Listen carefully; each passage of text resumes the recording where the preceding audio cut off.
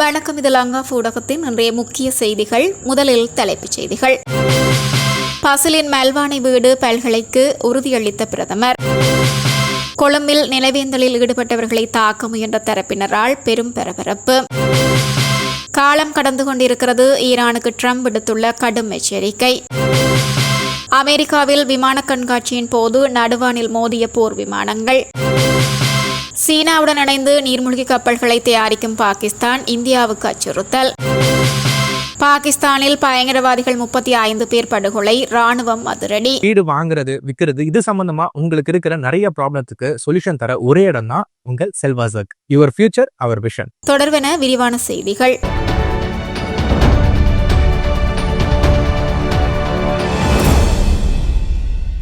பேச்சுவார்த்தை வெற்றியடைந்ததால் மெல்வானி வீட்டிலிருந்து வெளியேற உள்ளதாக பல்கலைக்கழக மாணவர் ஒன்றியம் தீர்மானித்துள்ளது. பசில் ராஜபக்சவுக்கு சொந்தமானது என கருதப்படும் மெல்வானி பகுதியில் அமைந்துள்ள காணி மற்றும் வீட்டை பல்கலைக்கழகத்திற்கு வழங்குமாறு கோரி பல்கலைக்கழக மாணவர்கள் குறித்த வீட்டை கடந்த 14ஆம் திகதி முற்றுகையிட்டனர். கடந்த 14ஆம் திகதியிலிருந்து நேற்று வரை மாணவர்கள் அங்கேயே தங்கியிருந்து சமைத்தும் பல்வேறு நடவடிக்கைகளை முன்னெடுத்தனர். அத்துடன் பசிலின் வீட்டை பல்கலை மாணவர்கள் தியேட்டராக கூட மாற்றியிருந்தனர். பல்கலைக்கழக நடவடிக்கைகளுக்கு குறித்த வீட்டை ஒப்படைக்கும் வரை வீட்டை விட்டு வெளியேற மாட்டோம் என தெரிவித்து மாணவர்கள் அங்கு தங்கியிருந்தனர். இந்த நிலையில் குறித்த வீட்டை பல்கலைக்கழக மானியங்கள் ஆணைக்குழுவிடம் ஒப்படைப்பதற்கு பிரதமர் இணக்கம் தெரிவித்துள்ளதாக அனைத்து பல்கலைக்கழக மாணவர் ஒன்றியம் தெரிவித்துள்ளது. நேற்று பிரதமருடன் பிரதமர் அலுவலகத்தில் இடம்பெற்ற கலந்துரையாடலின் பின்னர் ஊடகங்களுக்கு கருத்து தெரிவித்த மாணவர் ஒன்றிய இணைப்பாளர் சசிந்து பெரேரா இதனை தெரிவித்துள்ளார். காணியை கூடிய விரைவில் பல்கலைக்கழக மானியங்கள் ஆணைக்குழுவிற்கு மாற்றுவதற்கு தீர்மானிக்கப்பட்டதால் இந்த நேரத்தில் அந்த வளாகத்தில் இருந்து வெளியேறி செல்வதற்கு நாங்கள் நடவடிக்கை எடுத்துள்ளோம். மெல்வானை காணியை வரும் நாட்களில் கூடிய விரைவில் பல்கலைக்கழக மானியங்கள் ஆணைக்குழுவிடம் ஒப்படைப்பதாக பிரதமர் உறுதியளித்துள்ளார். நாங்கள் கோரிய விடயத்திற்கு அரசாங்க தரப்பிலிருந்து ஒரு பதில் கிடைத்துள்ளது. அந்த பதிலை தொடர்ந்து இந்த நேரத்தில் மெல்வானை காணியிலிருந்து வெளியேற நாங்கள் தீர்மானித்துள்ளோம் என அவர் தெரிவித்துள்ளார். கொழும்பு வெள்ளவத்தையில் இடம்பெற்ற முள்ளிவாய்க்கால் நினைவேந்தலில் பதற்றமான சூழல் நேற்று உருவாகியுள்ளது. இதன்போது ஊடகவியலாளர் தரிந்து மற்றும் சமூக செயற்பாட்டாளர் ராஜ்குமார் ரஜீவ்காந்த் மீது தாக்குதல் முயற்சி மேற்கொள்ளப்பட்டுள்ளதாக செய்திகள் வெளியாகியுள்ளது. இதன்போது எதிர்ப்பாளர்களால் கடுமையான வார்த்தைகள் பிரயோகங்கள் முன்வைக்கப்பட்டுள்ளமை களத்தில் மேலும் சர்ச்சையை எழுப்பியுள்ளது. போரை முடிவுக்கு கொண்டு வருவதற்கான பேச்சுவார்த்தைகள் தடைப்பட்டுள்ள நிலையில் காலம் கடந்து கொண்டிருக்கிறது என அமெரிக்க ஜனாதிபதி டொனால்ட் ட்ரம்ப் ஈரானை எச்சரித்துள்ளார். அவர்கள் விரைவாக செயற்பட தொடங்க வேண்டும், இல்லையெனில் அவர்களிடம் எதுவும் மிஞ்சாது என்று அவர் தனது ட்ரூத் சோசியல் தளத்தில் பதிவிட்டுள்ளார். காலம் மிகவும் முக்கியமானது. ஞாயிற்றுக்கிழமை அன்று ஜனாதிபதி ட்ரம்ப் இஸ்ரேலிய பிரதமர் பெஞ்சமின் நெதன்யாகுவுடன் பேசிய போது இந்த செய்தி வெளிவந்ததாக நெதன்யாகுவின் அலுவலகத்தை மேற்கோள் காட்டி டைம்ஸ் ஆஃப் இஸ்ரேல் செய்தி வெளியிட்டுள்ளது. நேற்று அமெரிக்காவின் சமீபத்திய முன்மொழிவுக்கு பதிலளித்ததாகவும் பாகிஸ்தானிய மத்தியஸ்தர்கள் மூலம் வாஷிங்டனுடனான பேச்சுவார்த்தைகள் தொடர்வதாகவும் ஈரான் கூறியது. நேற்று நாங்கள் அறிவித்தபடி எங்கள் கவலைகள் அமெரிக்க தரப்பிற்கு தெரிவிக்கப்பட்டன என்று அந்நாட்டின் வெளியுறவு அமைச்சக செய்தி தொடர்பாளர் ஒரு ஊடக சந்திப்பில் கூறியதாக AFP செய்தி வெளியிட்டுள்ளது. தெஹ்ரானுக்கு எந்தவொரு உறுதியான சலுகைகளையும் வழங்க அமெரிக்கா தவறிவிட்டதாக ஈரானிய ஊடகங்கள் முன்னதாக செய்தி வெளியிட்டிருந்தன. சமரசமின்மை பேச்சுவார்த்தைகளில் ஒரு முட்டுக்கட்டைக்கு வழிவகுக்கும் என்று அரையரசு மெஹர் செய்தி நிறுவனம் கூறியிருந்தது.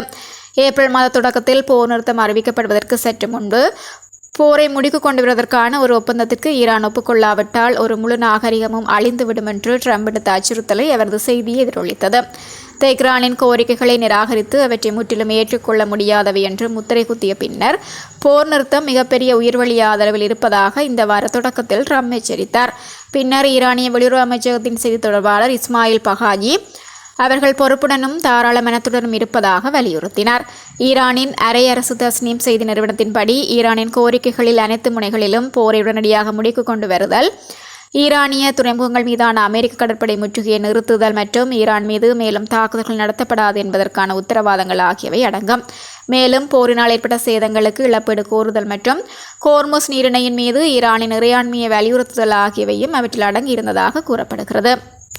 அமெரிக்காவில் இடம்பெற்ற விமான கண்காட்சியின் போது நடுவானில் 2 போர் விமானங்கள் மோதிக்கொண்ட போதிலும் விமானங்களில் இருந்த 4 விமானிகளும் பாதுகாப்பாக இருப்பதாக அதிகாரிகள் தெரிவித்துள்ளனர்.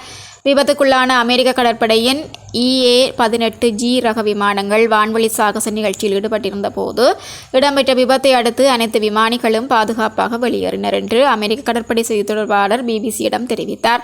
அவர்கள் காயமடைந்தனரா என்பது தெளிவாக தெரியவில்லை. ஜடஹோவின் மவுண்டன் ஹோம் விமானப்படை தளத்திலிருந்து வடமேற்கில் கன்ஃபைட்டர் ஸ்கைஸ் விமான கண்காட்சியின் 2வது மற்றும் இறுதி நாளான ஞாயிற்றுக்கிழமை அன்று இந்த பரபரப்பான சம்பவம் நிகழ்ந்தது. தீ விபத்து ஏற்பட்டதால் விமான கண்காட்சியின் மீதமுள்ள நிகழ்வுகள் ரத்து செய்யப்பட்டு தளம் சிறிது நேரம் மூடப்பட்டது. விசாரணை நடைபெற்று வருகிறது. விமான குழுவினரை மருத்துவ பணியாளர்கள் பரிசோதித்து வருவதாக கடற்படை செய்தி தொடர்பாளர் தெரிவித்தார். EA-18G கிரெஸ்லர் விமானங்கள் வாஷிங்டன் மாநிலத்தைச் சேர்ந்த ஒரு மின்னணு தாக்குதல் படைப்பிரிவுக்கு ஒதுக்கப்பட்டிருந்தன. அந்த ஒவ்வொரு ஜெட் விமானத்தின் விலையும் சுமார் $67 மில்லியன் என்று அமெரிக்க கடற்படை கூறுகிறது. கன்ஃபைட்டர் ஸ்கைஸ் விமான கண்காட்சி கடைசியாக 2018 நடைபெற்றது. அப்போது ஒரு கிளைடர் விமானி விபத்தில் உயிரிழந்தார். சீனாவின் சன்யான் நகரில் உள்ள துறைமுகத்தில் கடந்த ஏப்ரல் மாதம் பாகிஸ்தான் ஜனாதிபதி ஆசப் அலி சர்தாரி சீன பாதுகாப்பு அமைச்சகத்தின் கர்னல் ஜியாங் பின்னை சந்தித்து ஆலோசனை நடத்தினார். இந்த சந்திப்பில் டீசல் மற்றும் மின்சாரத்தில் இயங்கும் நீர்மூழ்கி கப்பல்களை $5 பில்லியன் அமெரிக்க மதிப்பில் தயாரிக்கும் ஒப்பந்தம் இரு நாடுகளுக்கும் இடையே கையெழுத்தானது. மொத்தம் 8 PNS கெங்கோர் நீர்மூழ்கி கப்பல்களை தயாரிக்க உள்ளதாகவும் அதில் 4 கப்பல்கள் சீனாவிலும் மற்ற 4 கப்பல்கள் பாகிஸ்தானிலும் தயாரிக்கப்படும் என தகவல் வெளியாகியுள்ளது. ஏற்கனவே சீனாவிடமிருந்து போர் விமானங்கள், தொலைதூர ஏவுகணைகள், பாதுகாப்பு பீரங்கிகள் மற்றும் ட்ரோன்களை பாகிஸ்தான் பயன்படுத்தி வருகிறது. தற்போது சீனாவுடன் ஒப்பந்தமாகியுள்ள PNS ஹங்கோர் நீர்மூழ்கி கப்பல் திட்டம் இந்தியா மற்றும் பாகிஸ்தானுடனான கடல்வழி தளத்தில் அச்சுறுத்தலை அதிகரிக்கக்கூடியதாக உள்ளது. பாகிஸ்தானின் தென்மேற்கு பலுசிஸ்தான் மாகாணத்தில் தடை செய்யப்பட்ட இயக்கத்துடன் தொடர்புடைய பயங்கரவாதிகள் பலர் செயற்படுகின்றனர் என பாதுகாப்பு படையினருக்கு ரகசிய தகவல் தெரியவந்தது. இதனைத் தொடர்ந்து மாகாண தலைநகர் குவட்டாவில் அதிரடி சோதனை மற்றும் தீவிர தேடுதல் வேட்டை நடத்தப்பட்டது. இதில் தடை செய்யப்பட்ட இயக்கத்தின் பயங்கரவாதிகள் 35 பேரை படையினர் படுகொலை செய்தனர். இதனை முதல் மந்திரியின் ஊடக மற்றும் அரசியல் விவகாரத்துக்கான உதவியாளர் ஷாஹித் ரிந்த் கூறியுள்ளார். அப்போது பயங்கரவாதிகளின் பல்வேறு பதுங்குகுழிகளும் பயிற்சி முகாம்களும் மற்றும் ஆயுத தளவாட சேமிப்பு கிடங்களும் தாக்கி அளிக்கப்பட்டன. இது தவிர 3 முக்கிய தளபதிகளும் கைது செய்யப்பட்டுள்ளனர். அவர்களிடம் நடத்தும் விசாரணையின் அடிப்படையில் இந்த சோதனையானது தொடரும் என ரிந்த் கூறியுள்ளார். தொடர்ந்து தேடுதல் வேட்டை தீவிரப்படுத்தப்படும் என்றும் பாதுகாப்பு படையினரும் போலீசாரும் இணைந்து இந்த பகுதியில் அமைதியையும் நிலைத்தன்மையும் உறுதி செய்வார்கள் என்றும் நம்பப்படுகிறது. சுவிட்சர்லாந்துல வீடு வாங்க போறீங்க, இல்ல ஆல்ரெடி உங்களுக்கு அங்க வீடு இருக்குன்னா இந்த வீடியோ உங்களுக்காக தான். ஸோ ஸ்கிப் பண்ணாம ஃபுல்லா பாருங்க. ஒரு மனிதனுக்கு வீடு அப்படிங்கிறது ரொம்பவே அத்தியாவசிய தேவைகள்ல முக்கியமான பங்கு வகிக்கிறதே இந்த வீடு தான். ஸோ அப்படி வீடு வாங்குறது, விற்கிறது, இது சம்பந்தமா உங்களுக்கு இருக்கிற நிறைய ப்ராப்ளத்துக்கு சொல்யூஷன் தர ஒரே இடம் தான் உங்கள் செல்வாசக். Your future our vision. இப்போ சுவிட்சர்லாந்துல வீட்டோட வட்டி விகிதத்துல நல்ல மாற்றம் வந்திருக்கு, நிறைய குறைஞ்சிருக்கு. ஸோ நீங்க ஏதாவது அக்ரிமெண்ட் போட்டு வச்சிருக்கீங்கன்னா இப்பவே அதை ரெனிவல் பண்ணி மாற்றி வச்சுக்கிட்டீங்கன்னா உங்களுக்கு நிறைய ப்ராஃபிட்ஸ் இருக்கும். ஸோ இது சம்பந்தமா உங்களுக்கு ஏதாவது அப்டேட்ஸ் வேணும், இந்த மாற்றத்துல உங்களுக்கு ஏதாவது டவுட் இருக்கு அப்படின்னா மறக்காம ஸ்கிரீன்ல தெரிய நம்பர் கால் பண்ணுங்க. சுவிட்சர்லாந்துல நீங்க வீடு வாங்கணும் இல்ல வீடு விற்கணும், அந்த மாதிரி ஏதாவது உங்களுக்கு தேவைகள் இருந்தா மறக்காம எங்களை கான்டாக்ட் பண்ணுங்க. உங்களோட எல்லா தேவைகளையும் உங்க ஃபேமிலியில ஒரு மெம்பரா இருந்து நாங்க பார்த்து பண்ணி கொடுப்போம். இது உங்கள் செல்வாசக். இச்செய்திகளுக்கு பிரதான அனுசரணை செல்வாசோக் இமோபிலியன், சுவிஸ் நாட்டில் முன்னணி நிறுவனம். தொடர்புகளுக்கு 095146428. வீடு வாங்க, வீடு கட்ட, வீடு திருத்த மற்றும் வீட்டு கடன். Your future our vision. இது போன்ற மேலும் பல முக்கிய சுவாரஸ்யமான செய்திகளை அறிந்து கொள்ள லங்காஃபோ யூடியூப் சேனலை சப்ஸ்கிரைப் பண்ணுங்கள். எமது செய்திகள் உடனடியாக கிடைக்க பெல் பட்டனை அழுத்துங்கள். அத்தோடு எமது செய்திகளை மற்றவர்களும் பார்வையிட ஷேர் செய்யுங்கள். நன்றி.